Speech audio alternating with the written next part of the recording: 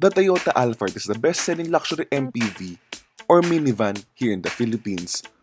More than 500 units were sold in 2018, making this the luxury transport of choice for VIPs, upper-class families, businessmen, as well as high-end resorts and casinos. We're here to find out what makes a Toyota Alphard the most popular luxury transport here in the Philippines, both from the driver and passenger's perspective.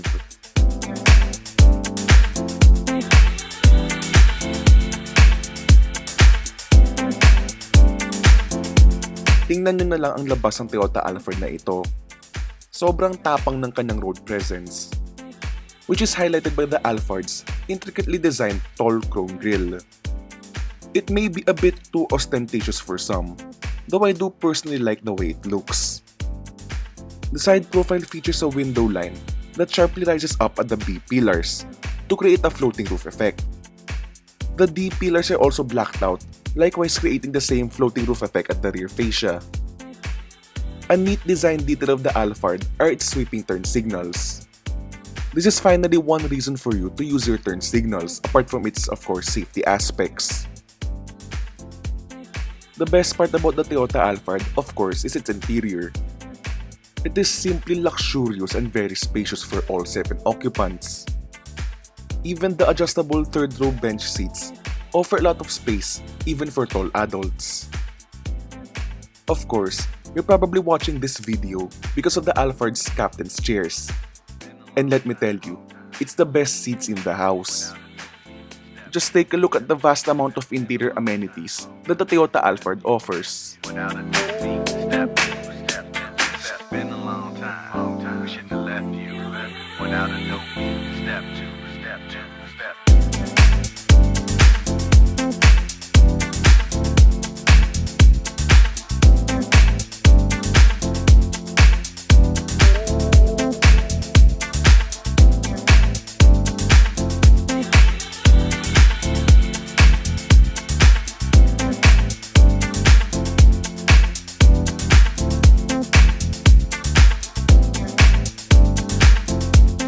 Those at the front aren't shortchanged in luxury features either. Here are some of the features that the front occupants get to enjoy.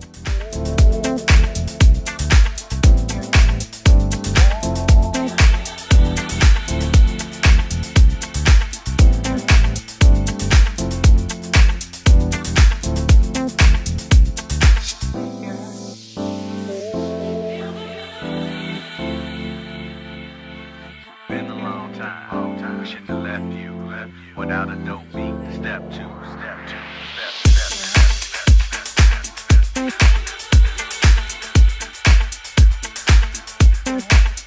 As with every Toyota, the infotainment system is another AVT sourced unit. As expected, Apple CarPlay and Android Auto is not available. However, I'm willing to forgive it because of the fact that the infotainment system is responsive and snappy to use. Trunk space is about enough for a family on a holiday, though space can vary because of the adjustable third row seats. When not in use, the third row seats flip up, unlike in the Odysseys which fold under the floor. Do note that the trunk provides a deep underfloor storage. Under the hood of the refreshed Toyota Alphard is a redesigned 3.5-liter V6 engine, now with D4S direct injection technology, making this engine more powerful than its predecessor. Power is sent through the front wheels via a smooth 8-speed automatic transmission.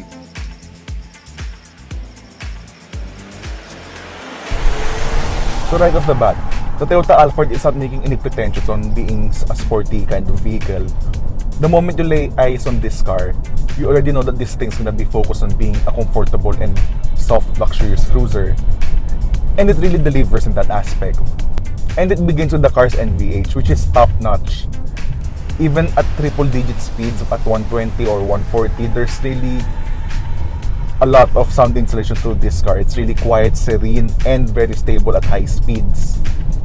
Plus, the suspension really just lays a fresh layer of asphalt through the road. It really irons out all the bumps. It's really comfortable. It's really soft. It really absorbs everything that you throw at it. It's literally like driving a cloud when you're in the Toyota Alphard. And it's also the same case with the car steering. There's no pretensions on being a sporty vehicle. We already know that. We've already established that part.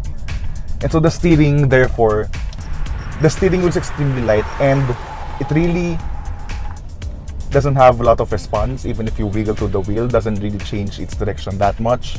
But after all, this car is more focused on being a comfortable cruiser, and that's where the Alphard is perfect at. And even through tight maneuvers, just because of the light steering, this car feels effortless whatever the situation. Though granted, the only minor hiccup I have with this car is that when reversing, it can be intimidating for some people because there's no reverse camera. And for a car that costs this much and this big, that's something that kind of expect, right? And just like the car steering, this car's performance is also quite effortless. Now, this car uses a 3.5-liter V6, which has been revised for this year with D4S direct injection, which boosted this car's power to 296 horsepower.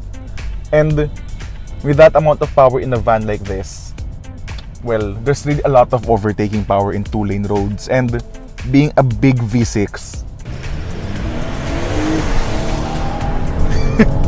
it's actually punchy and has a lot of performance on tap. And along that engine is also an 8-speed automatic transmission, which is also new for this year.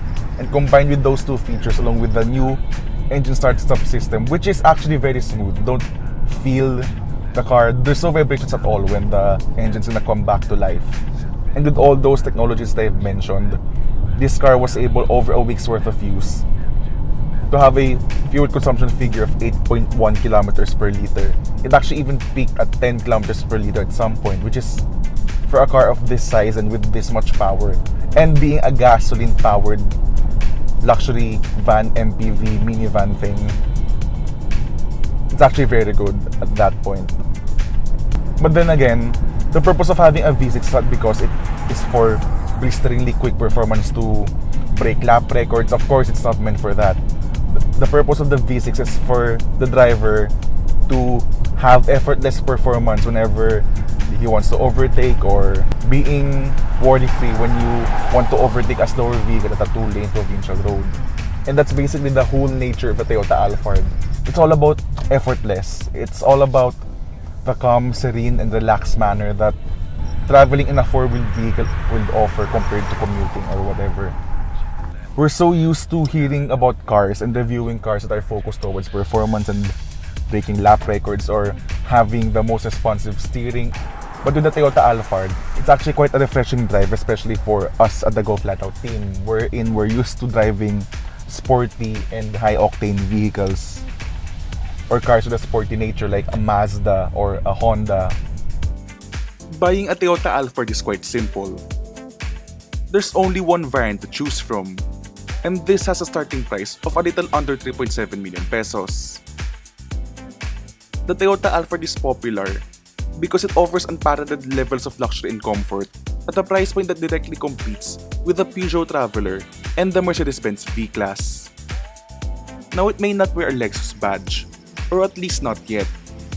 But until the Lexus LM arrives in our shores, this is as close as anyone could get to having a Lexus MPV or a Lexus minivan.